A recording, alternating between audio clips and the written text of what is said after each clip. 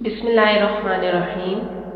ए पैगम्बर, लोग तुमसे इज्जत वाले महीनों में लड़ाई करने के बारे में दरियाफ्त करते हैं। कह दो कि उनमें लड़ना बड़ा गुनाह है और अल्लाह की राह से रोकना और उससे कुफर करना और मस्जिद हराम यानी खाना काबा में जाने से बंद करना और अहले मस्जिद को उसमें से निकाल देना। जो ये कुफ्फार करते हैं अल्लाह के नज़दीक इससे भी ज़्यादा गुनाह है और फितना अंगेजी खून रेजी से भी बढ़कर है। और ये लोग हमेशा तुमसे लड़ते रहेंगे यहाँ तक कि अगर मकदूर रखें तो तुमको तुम्हारे दीन से फेर दें। और जो कोई तुम में से अपने दीन से फिर कर काफिर हो जाएगा और काफिर ही मरेगा तो ऐसे लोगों के अमाल दुनिया और आखिरत दोनों में बर्बाद हो जाएंगे और यही लोग दोज़ख में जाने वाले हैं जिसमें हमेशा रहेंगे। तफसीर। कताल का हुक्म आने के बाद अब वो पूछते थे कि ये जो हुर्मत वाले महीने हैं इनमें जंग करना कैसा है। इसलिए इस सीरत में ये वाक़या आता है कि हिजरत के बाद रसूलुल्लाह सल्लल्लाहु अलैहि वसल्लम ने हज़रत अब्दुल्ला बिन हजश रज़ियल्लाहु ताला को चंद अफराद के दस्ते का कमांडर बनाकर हिदायत फरमाई थी कि मक्का और ताइफ के दरमियान जाकर वादी नखला में क़याम करें और कुरैश की नकलो हरकत पर नज़र रखें। वादी नखला में क़याम के दौरान वहाँ कुरैश के एक मुख्तसर से काफ़िले के साथ मुठभेड़ हो गई और मुसलमानों के हाथों एक मुशरिक अम्रू बिन अब्दुल्लाह अल-हज़रमी मारा गया। इस रोज़ रजब की आखिरी तारीख थी और रजब का महीना अशहर हरम में से है।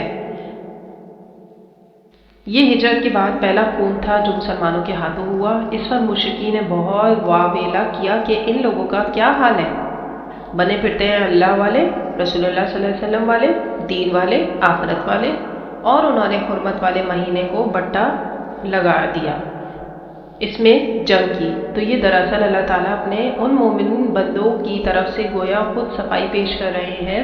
फरमाया कि ये आपसे पूछते हैं कि हुर्मत वाले महीनों में कताल का क्या हुक्म है।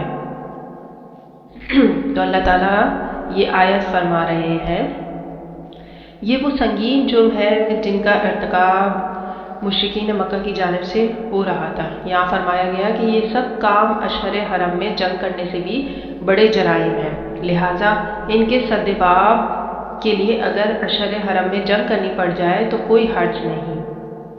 कबल अज़ी आयत नंबर 191 में अल्फाज आ चुके हैं,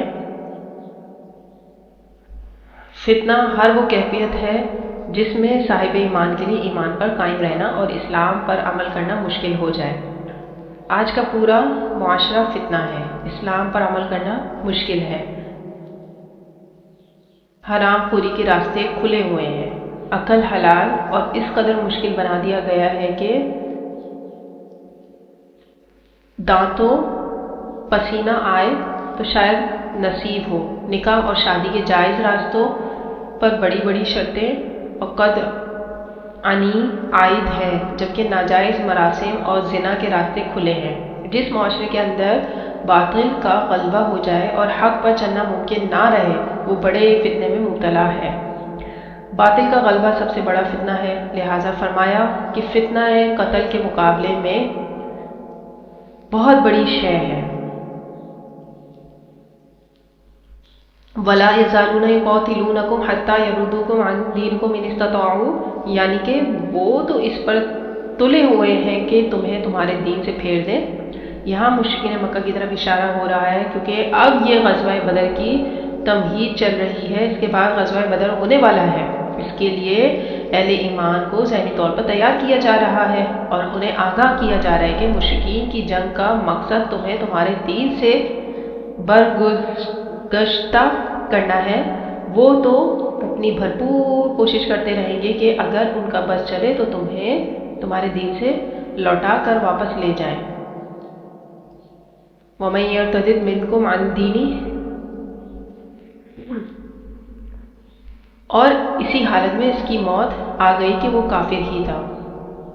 फ़उलाइका हक़्क़ुल अमालुहुम फ़िद दुनिया वल आखिरह, यानी कि पहले ख्वाह 3 ही नेकियां की हुई थी کتنی ہی نمازیں پڑھی ہوئی تھیں، کتنی ہی انفاق کیا ہوا تھا، صدقات دیے تھے، جو کچھ بھی کیا تھا سب کا سب صفر ہو جائے گا۔